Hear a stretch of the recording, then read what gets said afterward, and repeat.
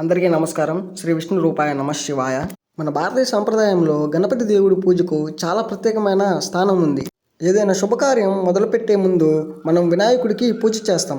ఎందుకంటే ఆయన విఘ్నేశ్వరుడు, సంకటహరుడు, బుద్ధిని ప్రసాదించే దేవుడు అని మనం పిలుస్తూ ఉంటాం.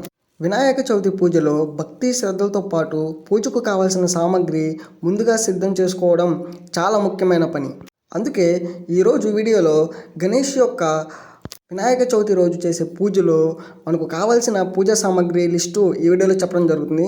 So please watch, please share with your friends and family members. ఈ లిస్టులో మనకు మొట్టమొదటి కావాల్సింది మట్టి వినాయకుడు. పర్యావరణానికి హానికరం కాకుండా ఉండేలా మనం మట్టితో చేసిన వినాయకుడిని వాడడం చాలా మంచిది. అలాగే మీకు మట్టి విగ్రహాలు దొరకకపోయినా మీరు ఏ విగ్రహంతో అయినా చేసుకోవచ్చు.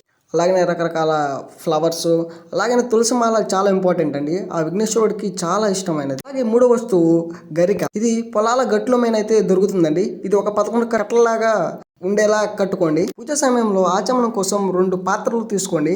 అవి నీరు పెట్టుకోవడానికి, ఒకటేమో దేవుడికి, ఒకటేమో మన కోసం. అలాగే ఈ పూజలో పసుపుతో చేసిన గణపతి, ఈ స్వామినే గౌరీ స్వామి అంటారు. అలాగనే మోదకలు అంటే ఉండ్రాళ్ళు, కుడుములు ఇవి.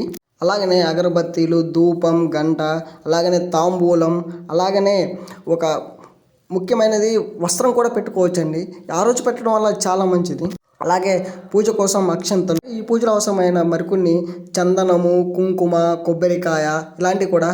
అలాగనే మీకు ఒక విషయం, మీ దగ్గర అందుబాటులో ఉంటే పార్వతీ అమ్మ తల్లిని కూడా మీ దగ్గర ఉంచుకోండి.